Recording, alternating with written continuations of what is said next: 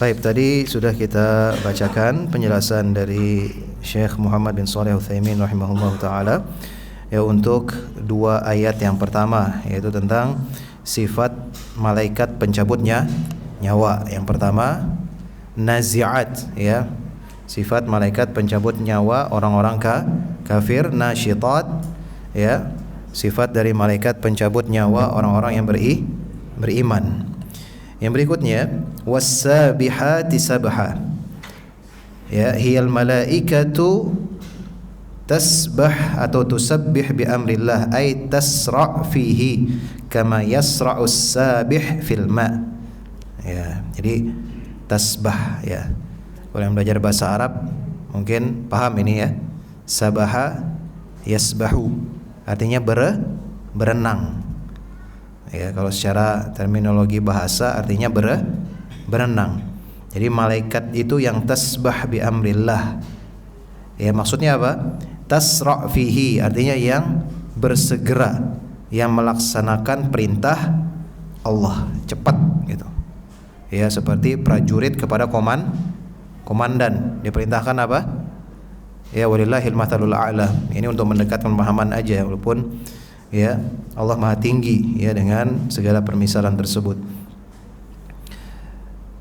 Ya, jadi biasanya kalau disuruh diperintahkan, ya, seorang prajurit oleh komandannya bilangnya apa? Siapa? Pakai nunda-nunda enggak itu? Hah? Pakai nunda-nunda enggak? Ya, beda mungkin kalau orang kantoran, ya kan? Siapa? Tapi mungkin entar-entar lah dikerjain, ya. Ya kan? Tapi kalau udah prajurit sama komandan, ya itu biasanya langsung cepat gitu, ya. Begitu diperintahkan. Begitu malaikat, ya, tasra' fihi kama yasra'us sabih fil ma, ya, sebagaimana seorang yang berenang itu dalam air itu nggak pakai pelan-pelan, ya. Kalau pelan-pelan itu tenggelam dia. Makanya orang berenang tuh cepat, ya, ya, nggak mau dia lama-lama di air, ya, kecuali dia lagi main air, ya, lagi main air ya nggak apa-apa, ya. Tapi kalau, ya, seorang yang ya di laut misalnya, ya, tenggelam dia tiba-tiba kecebur di laut, nggak mau dia lama-lama di laut itu, pasti dia cepat akan berenang. Jadi diibaratkan seperti itu. Wa kama qala ta'ala 'anil syams wal qamar wal lail wan nahar kullun fi falaki yasbahun. Nah, ini seperti firman Allah Subhanahu wa taala tentang matahari, bulan, malam, siang, yang Allah sebutkan dalam firman-Nya kullun fi falakin yasbahun. Ya, semuanya itu di falak, ya, di ufuk itu yasbahun. Ya, apa maksud yasbahun? Fal ma'na annaha tasbah bi amrillah azza wa jalla ala hasab ma aradallahu subhanahu wa ta'ala. Ya, jadi mereka juga bersegera melaksanakan perintah Allah. Jadi syams, ya, sampai sekarang matahari itu masih eksis dan tidak menjadi malapetaka, ya, buat bumi karena melaksanakan perintah Allah. Ya, kalau Allah mau deketin aja, ya, matahari itu ke bumi itu, ya, itu udah entah bagaimana jadinya bumi, kan. Ya, kalau dalam ilmu, ya, apa namanya, astronomi gitu kan, kalau ada apa namanya itu, jilatan lidah api itu, ya, kalau sudah ada yang percikannya itu keluar dari matahari itu, ya, itu bisa membahayakan buat bumi. Ya, itu baru percikan apinya saja, gimana kalau, ya, matahari itu mendekat. Ya, jadi matahari ada di posisinya, bulan juga ada di posisinya, betul? Ya, ribuan tahun sudah kita lalui. Jadi bulan gitu-gitu aja tuh. Ya. Apa kita katakan itu semua hanya kebetulan, ya, karena semesta yang membuat seperti ini? Enggak, karena ada Allah Subhanahu wa taala yang memerintahkan mereka. Ya, bulan itu berputar di bumi segitu aja, ya, ribuan tahun. Wa hum ayyul malaikah aqwa minal jin. Ya, dan di sini disebutkan bahwa para malaikat itu, ya, lebih kuat daripada jin. Wal jin aqwa minal bashar. Ya, adapun jin itu, ya, sifatnya, ya, penciptaan jin itu umumnya jin itu lebih kuat daripada manusia. Ya, undur ila qaulihi ta'ala an Sulaiman. Ya, bagaimana kita simak misalnya kisah tentang Nabi Sulaiman. Ya, yang menjelaskan tentang bagaimana kisah ya antara hubungan antara perbedaan ya antara jin dengan manusia. Ya ayyuhal mala ayyukum ya'tini bi'arsyiha qabla an ya'tuni muslimin. Qala ifrit minal jin ana atika bihi qabla an taquma min maqamik. Ya wa inni alaihi laqawiyyun amin. Ya, kisah Nabi Sulaiman ini yang mungkin ya cukup sering kita dengar dialognya dengan jin yang namanya siapa? Ifrit. Ya, dia bicara ini Sulaiman ini. Ya, siapakah di antara kalian ya kepada para jin ya yang bisa mendatangkan saya ini dengan singgasananya siapa di sini? Ratu Bilqis, ya Ratu Bilqis. Ya, karena Nabi Sulaiman ini penasaran nih. Ya dengan istananya Ratu Bilqis ini kayak gimana sih? Dia pengen tahu. Ya singgasananya aja coba. Ya bawakan kepada saya. Siapa yang bisa bawakan? Maka ada ifrit ya kalangan jin itu yang mengatakan saya bisa mendatangkan. Ya manusia bisa nggak? Ya nggak bisa. Nabi Sulaiman nggak bisa sebagai manusia. Makanya dia tantang tuh jin itu, bisa nggak kamu? Ya maka bisa dia katakan qabla an taquma min maqamik. Saya bisa datangkan itu ya singgasananya Ratu Bilqis itu ya sebelum kamu berdiri dari tempat dudukmu. Artinya singkat ya, sangat singkat. Apa yang bisa kita ambil pelajaran di sini? Wa inni la alaihi laqawiyyun amin. Nah di sini ya ifrit ini menyombongkan bahwa dirinya itu ya laqawiyyun amin. Ya saya lebih kuat. Ya jadi kita ambil pelajaran di sini ya bahwasanya ya itulah ya Allah ciptakan jin itu lebih kuat daripada manusia. Yani idza madatta tarfak thumma raja'tahu fa qabla an yarji' ilaika atik. Ya, bahkan di sini disebutkan sebelum apa kamu buka matamu lagi dari mengedipkan mata. Bayangin, kita ngedipin mata itu ada sedetik enggak?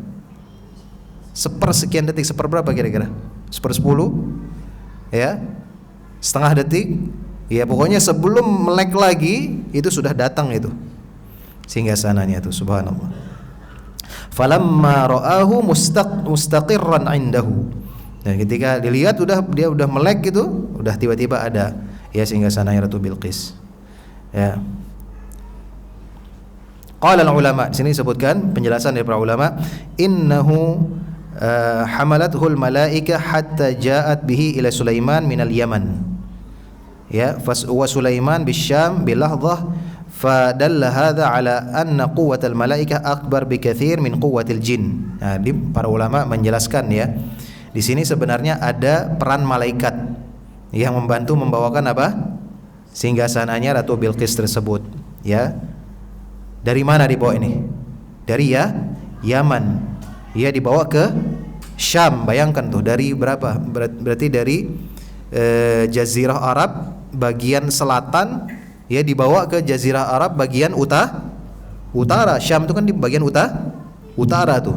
Ya jaraknya kalau sekarang naik pesawat berapa jam? Ya.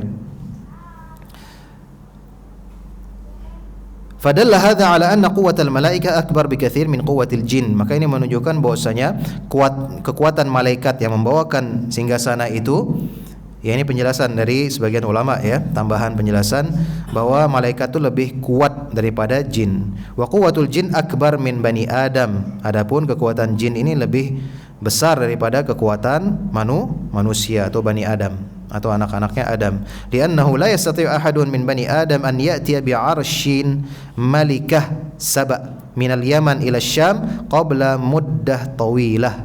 Ya karena di antara kalangan Bani Adam manusia tidak ada yang bisa datang ya dengan ratu ya Saba dari Yaman ke Syam, dibawa ke Syam ya dalam jangka waktu yang lama. Fal hasil anal malaika tasbah bi amrillah azza wa jalla bima ya'muruha bihi. Ya, di sini apa sih di sini poinnya?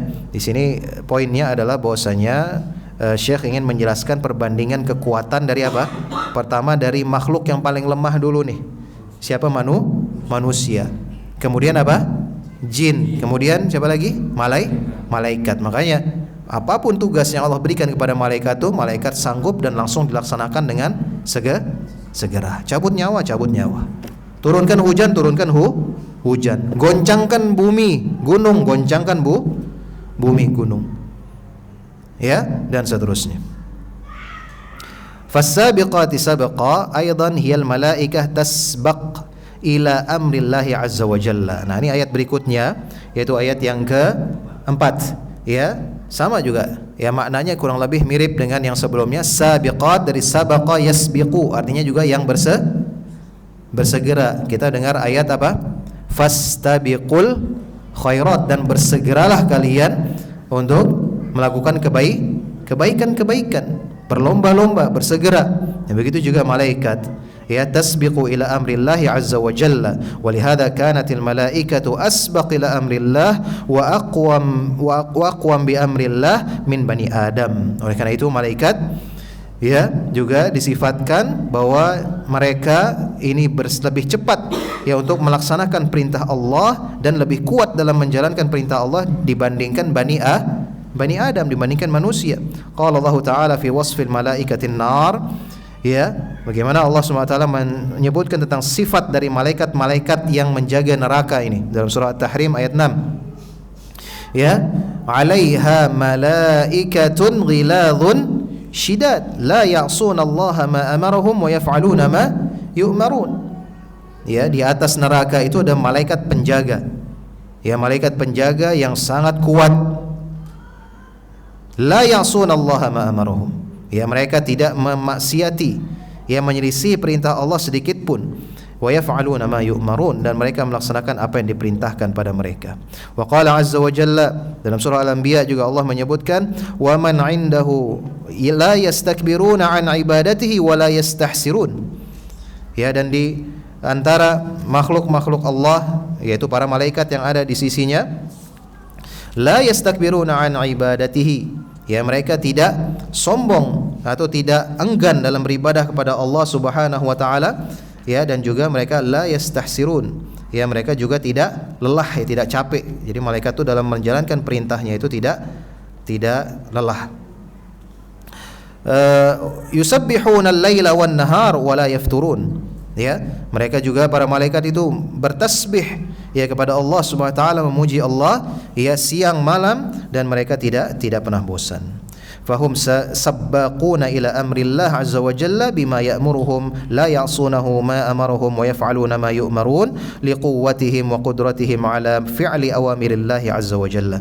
Ya, jadi para malaikat itu di sini ditutup dengan penjelasan beliau sabbaquna ila amrillah, ya, yang paling, ya, bersegera dalam menjalankan perintah-perintah Allah, ya, dan mereka tidak pernah menyelisihi sedikit pun apa yang Allah perintahkan pada mereka.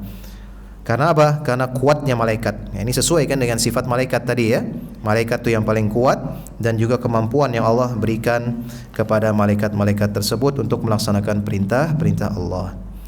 Berikutnya, ini sifat yang ke 5, ya, dari malaikat, dan sekaligus yang terakhir yang disebutkan di sini.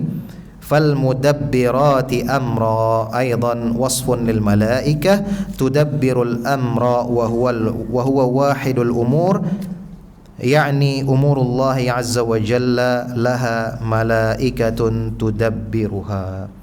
Ya, jadi itu adalah sifat dari malaikat-malaikat Allah yang mengatur urusan-urusan di alam semesta ini. Ya, di antaranya adalah di dunia. Yaitu urusan-urusan yang telah Allah Subhanahu wa taala tetapkan untuk diatur oleh para malaikat. Fa Jibril, ya, di sini disebutkan Jibril, beberapa contoh, ya, disebutkan di sini oleh Syekh. Pertama, Jibril muwakkal bil wahyi. Jibril diperintahkan untuk menyampaikan wahyu, yatalaqahu minallahi azza wa jalla wa yanzil bihi ala rusul. Jibril diberikan tugas menyampaikan wahyu, diterima dari Allah Subhanahu wa taala, kemudian turun dan menyampaikannya kepada para rasul, bukan hanya kepada Nabi Muhammad saja, tapi para rasul yang terdahulu juga. Wa Israfil. Nah, Israfil muwakkal binafkhis sur. Ia diberikan tugas untuk meniup sangkakala, ya, ketika telah tiba datangnya hari kiamat, alladzi yakunu 'inda yaumil qiyamah yanfakhu fis sur. Ya, malaikat Israfil ini meniup sangkakala, ya, fayafza'un nas wa yamutun. Yang dua kali, ya. Yang pertama, tiupan pertama, maka manusia ini semuanya kaget, ya, dan mereka mati. Ya, manusia itu semuanya mati, ya kan? Karena yang tersisa di akhir itu adalah asyarrun nas, seburuk-buruknya manusia. Yang tersisa itulah seburuk-buruk manusia, orang-orang kafir, orang-orang musyrikin, ya, mereka semua mati dengan tiupan yang pertama dan hancurnya alam semesta ini. Tsumma yunfakhu fihi ukhra fayub'atsun. Ya, kemudian setelah mati, hancur alam semesta ini, dunia ini hancur, kemudian tiupan yang kedua, akhirnya ya, seluruh makhluk itu, manusia, dibangkitkan kembali. Ya, wa huwa aidan min hamalatil arsy. Dan disebutkan juga bahwasanya Israfil juga termasuk adalah malaikat yang membawa arsyur rahman, ya. Wa Mikail muwakkal bil qatr, ya, wa bil matar wan nabat. Ya, dan Mikail, ya, ini malaikat yang ditugaskan untuk menurunkan hujan dan menumbuhkan tanaman-tanaman. Wa malakul maut muwakkal bil arwah, ya, malaikat pencabut nyawa. Ya, malaikat maut, ya, ini diperintahkan, ditugaskan untuk mencabut arwah, ruh. Wa malik muwakkal bin nar, dan malaikat Malik yang ditugaskan untuk menjaga neraka. Wa ridwan muwakkal bil jannah, malaikat Ridwan ditugaskan untuk menjaga surga. Wa anil yamini wa anil shimali qa'id muwakkal bil a'mal. Kemudian malaikat yang disebut dalam Al-Quran itu dengan qa'id, yang berada pada sisi kanan dan sisi kiri manusia untuk mencatat amal perbuatan manusia. Kullun yudabbiru ma amarahu Allah azza wa jalla bihi. Ya, semua malaikat tersebut, contoh-contoh yang telah disebutkan tadi, mengatur urusan-urusan makhluk-makhluk Allah Subhanahu wa taala di muka bumi. Fahadhil awsaf kulluha awsafun lil malaikah ala hasabi a'malihim. Maka sifat-sifat yang disebutkan, 5 sifat dalam 5 ayat pertama dari surah An-Nazi'at ini, semuanya adalah sifat-sifat malaikat sesuai dengan tugas-tugas mereka. Wa aqsamallahu subhanahu wa ta'ala bil malaikah li'annahum min khairil makhluqat. Dan kenapa Allah SWT bersumpah dengan malaikat-malaikatnya tersebut? Nah, ini hak Allah, ya. Kalau kita lihat di dalam Al-Quran itu seringkali Allah bersumpah dengan makhluknya, dan itu boleh bagi Allah SWT. Namun manusia, kita makhluk, hanya boleh bersumpah dengan nama Allah, demi Allah, ya. Nggak boleh bersumpah dengan demi ibu saya, demi bapak saya. Ini haram, ya. Dalam hadis Nabi SAW menyebutkan, kalau seseorang sengaja ini sudah tahu nggak boleh bersumpah dengan nama Allah, tapi dia bersumpah dengan selain nama Allah, ya, maka faqad kafar, disebutkan. Man halafa bi ghairillah faqad kafar. Barang siapa yang bersumpah dengan selain nama Allah SWT, maka dia telah kafir. Hati-hati makanya ini. Ya, kalau yang belum tahu jangan katakan kafir langsung. Hati-hati juga antum. Ya, enggak serta-merta orang yang tiba-tiba bersumpah karena kejahilannya, kebodohannya, ketidaktahuannya tentang dalil, tentang hadis, tentang ilmu. Ya, maka ajarkan. Ya, enggak boleh bersumpah dengan nama bapak, nama ibu, enggak boleh. Ya, kita hanya boleh bersumpah dengan nama Allah Subhanahu wa taala. Nah, jika Allah Subhanahu wa taala bersumpah dengan makhluk-makhluknya, ini artinya menunjukkan, ya, sebagaimana menjelaskan para ulama, menunjukkan tentang kemuliaan dari makhluk tersebut. Ya, Allah bersumpah dengan hari kiamat, ya, karena mulia besar perkara hari kiamat tersebut. Allah bersumpah dengan waktu, wal asr. Artinya apa? Waktu ini mulia atau tidak? Mulia, sangat agung, ya, karena waktu inilah umur manusia yang tidak akan pernah kembali dan pasti akan terus berkurang. Ya, waktu itu, umur manusia itu berkurang apa bertambah? Hah? Jadi kalau tiap tahun dirayakan itu berarti rayakan apa? Hah?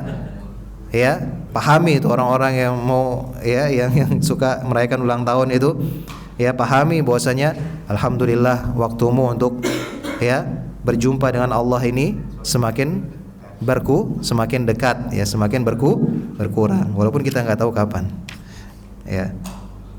Ya, tapi hati-hati juga, lihat sikon yang tuh ngomong kayak gitu, ntar Diomelin antum.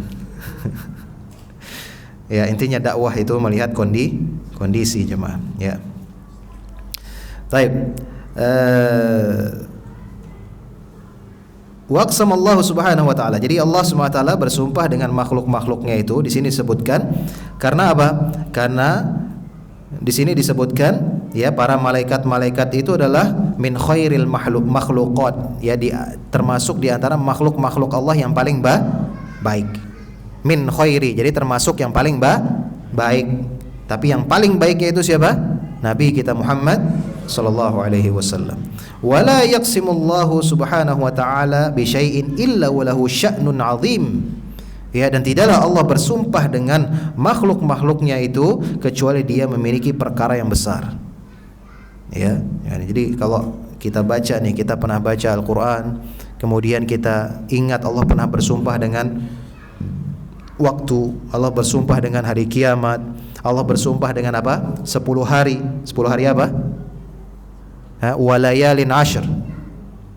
Ya, 10 hari bulan Dzulhijjah disebutkan. Ya, ada yang menafsirkan 10 hari bulan Dzulhijjah, artinya pentingnya, agungnya 10 hari pertama dari bulan Dzulhijjah tersebut. Ya, kemudian wal fajr. Ya, demi waktu fajar, artinya sangat agungnya waktu fajar subuh tersebut.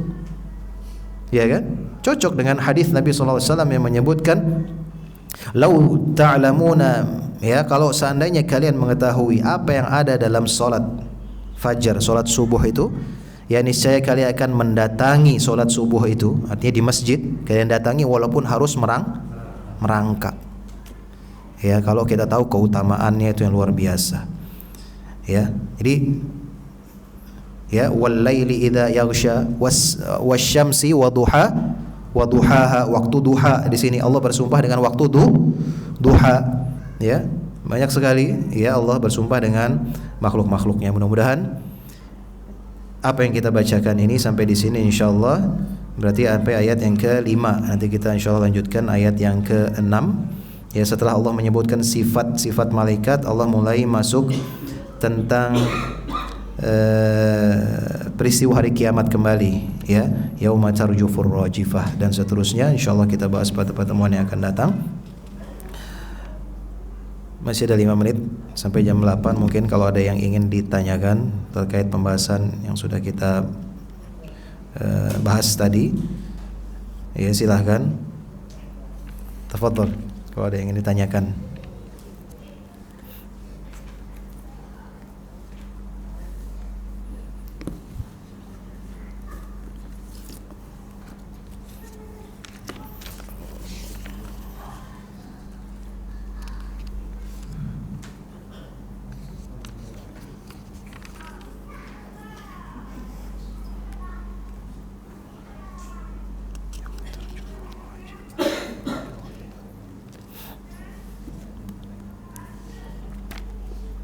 Ini kalau ibu-ibu mau bertanya gimana caranya? Lewat bapak-bapaknya? WA gitu ya? Ibu-ibu kalau ada yang mau ditanyakan silahkan. Wallahu alam caranya gimana?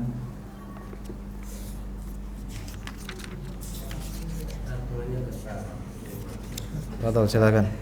Assalamualaikum warahmatullahi wabarakatuh. Waalaikumsalam warahmatullahi wabarakatuh.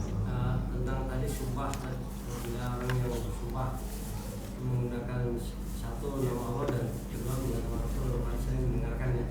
Demi Allah dan Rasulullah itu termasuk dosa besar atau bagaimana? Ya, pertanyaan dari saya. Seorang bersumpah dengan nama Allah tapi Rasulullah, ya nggak boleh, ya. Ya itu kan makanya tadi ya bi ghairillah, man halafa bi ghairillah, barang siapa yang bersumpah dengan selain nama Allah maka dia telah kafir. Nah, ini hati-hati, kafir ini dosa besar berarti kan.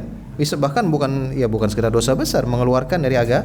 Kalau seorang sengaja atau ngeyel istilahnya gitu ya, sudah tahu nggak boleh, ya. Kalau orang yang mukmin, yang beriman, insyaallah kalau dikatakan tidak boleh, hadisnya jelas sahih, ya kan, maka dia tidak akan berani-berani bersumpah dengan selain nama Allah walaupun itu Nabi sallallahu alaihi wasallam, karena para sahabat pun enggak pernah bersumpah dengan nama Nabi. Ya. Beliau bersumpah walladzi nafsi biyadih. Nah, gitu kan. Dan demi jiwaku yang ada di tangannya. Artinya semuanya dengan lafaz yang berbeda-beda, tapi intinya semuanya kembali kepada siapa? Kepada Allah Subhanahu wa taala. Wa rabbul Ka'bah. Ada pernah bersumpah seperti itu kan? Ya, demi Rabbnya Ka'bah. Siapa yang punya Ka'bah itu? Allah Subhanahu wa taala. Ya, dengan berbagai macam lafaz, tapi intinya kalau kita bersumpah itu harus dengan ya niatnya dengan Allah Subhanahu wa taala itu. Walaupun dengan penyebutan yang berbeda-beda. Enggak apa-apa. Ya, jadi kalau ada yang seperti itu pertama antum jangan langsung bilang antum kafir, enggak boleh nih. Ya enggak gitu pemahamannya ya. Enggak seperti itu. Ya, tapi itu ancaman. Ya, ancaman dan banyak uzur seseorang itu ketika jatuh dalam perbuatan kufur. Banyak uzurnya. Ya, dalam perkataan ana lupa Umar atau Abdullah bin Abbas menyebutkan laisa kullu man waqa'a fil kufri waqa'al kufru alaihi. Itu kaidah. Antum harus ingat, tidak semua orang yang terjatuh dalam kekufuran itu lantas kita hukumi dia adalah seorang yang kafir. Ya, orang yang mendatangi kuburan, minta-minta di kuburan. Ini perbuatan seorang mukmin atau tidak? Ini perbuatan orang-orang musyrikin yang seperti ini. Tapi ada enggak orang-orang muslim yang melakukan itu? Banyak kan? Apa langsung kita datang ke kuburan kita katakan antum semua kafir? Begitu? Enggak gitu. Ya, enggak begitu caranya. Ya. Jadi hilangkan dulu syubhatnya, sampaikan dulu dalil kepada mereka. Ya, orang mereka jahil tentang dalil, ya, bahkan mereka banyak dapat syubhat dari tokoh-tokoh yang mencari keuntungan dari ziarah-ziarah kubur itu. Ya. Banyak yang dapat keuntungan dari ziarah-ziarah kubur itu. Ya. Kubur berapa ribuan kubur kalau di Indonesia ini, ya, yang didatangi, orang meraup keuntungan dari situ. Sehingga ya antum jangan langsung sesatkan, jangan langsung ya sesat itu. Ya, antum jangan langsung kafirkan orang yang datang ke kuburan untuk meminta-minta itu, tapi sampaikan dulu dalil, berikan mereka uzur pertama kali. Berikan mereka uzur karena kejahilan mereka. Allahu a'lam.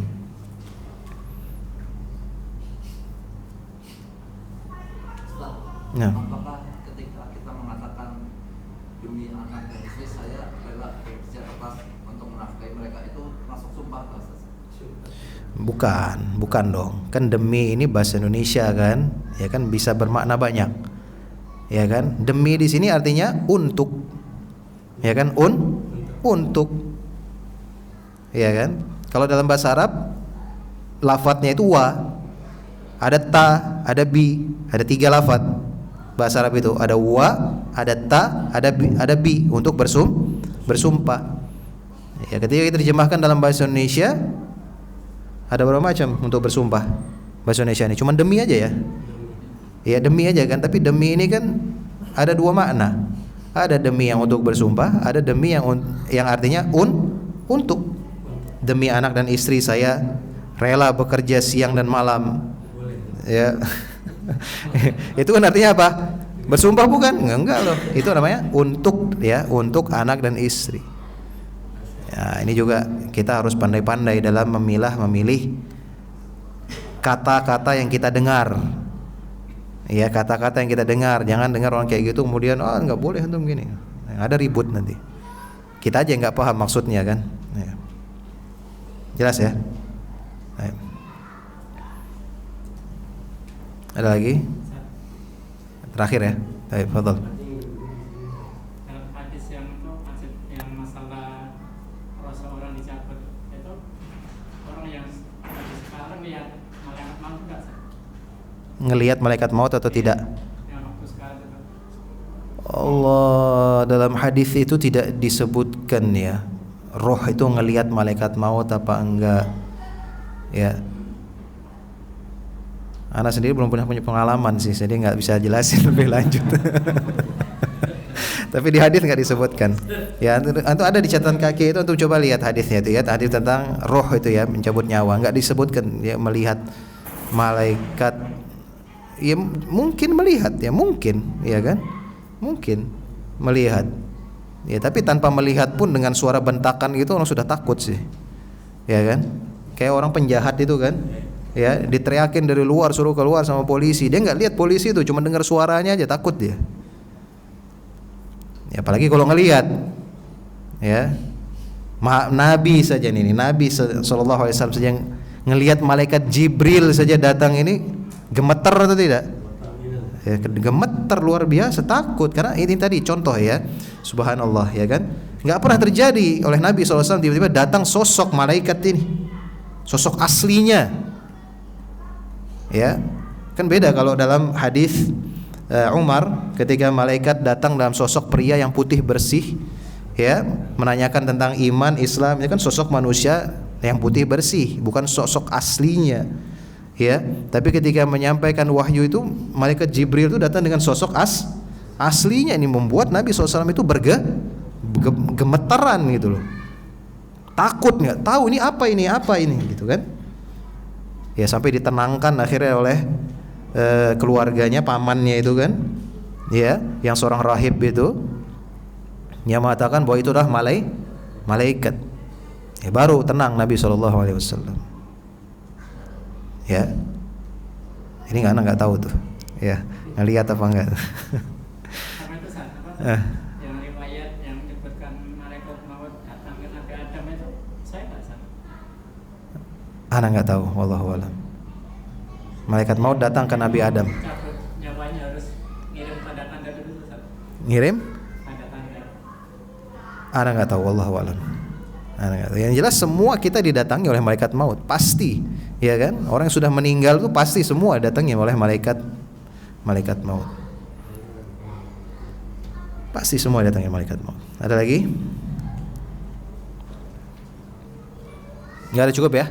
Jam 8 lewat. Barakallahu fikum, jazakumullah khairan atas atensi dan partisipasi kedatangan antum semua. Mudah-mudahan segala upaya kita, amal kita ya diterima oleh Allah Subhanahu wa taala dan diberikan balasan yang berlipat ganda kelak di akhirat dan sebagai pemberat timbangan kebaikan kita. Allahumma amin. Dan kita tutup dengan doa kafaratul majlis. Subhanakallahumma bihamdika asyhadu an la ilaha illa anta astaghfiruka wa atubu ilaik. Assalamualaikum warahmatullahi wabarakatuh.